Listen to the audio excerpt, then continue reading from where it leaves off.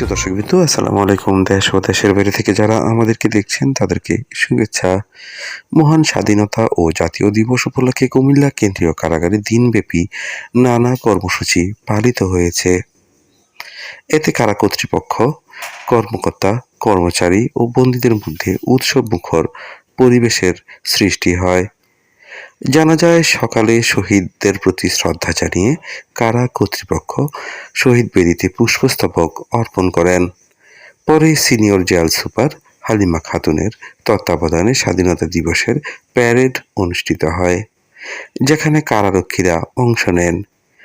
দিবসটি উপলক্ষে বন্দীদের জন্য বিশেষ খাবারের ব্যবস্থা করা হয়। সকালের নাস্তায় বন্দীদেরকে পরিবেশন করা হয় পায়েস ও মুড়ি। দুপুরের খাবারে ছিল পোলাও, গরু ও খাসির মাংস, রোস্ট, মিষ্টি, সালাদ, পান সুপারি সহ কোমল পানীয়। একই সঙ্গে কর্মকর্তা কর্মচারীদের জন্য দুপুরে প্রীতিভোজের আয়োজন করা হয়। সেখানে পোলাও, রোস্ট, গরু, খাসির মাংস, সালাদ, পায়েস ও কোমল পানীয় পরিবেশন করা হয়েছে। বিকেলে কর্মকর্তা ও কর্মচারীদের অংশগ্রহণে একটি প্রীতি ভলিবল খেলা অনুষ্ঠিত হয়। খেলাটির উদ্বোধন করেন senior jail super Halima Khatun. খেলা শেষে তিনি অংশগ্রহণকারী খেলোয়াড়দের মাঝে পুরস্কার বিতরণ করেন।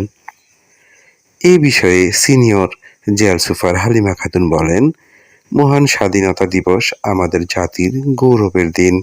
এই দিনে শহীদদের আত্মত্যাগ স্মরণ করে আমরা দায়িত্ববোধকে আরও জাগ্রত করতে চাই।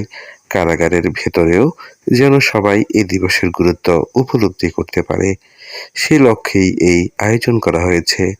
তিনি আরও বলেন, বন্দীদের সংশোধন, মানবিক পরিবেশ নিশ্চিত করা আমাদের দায়িত্ব।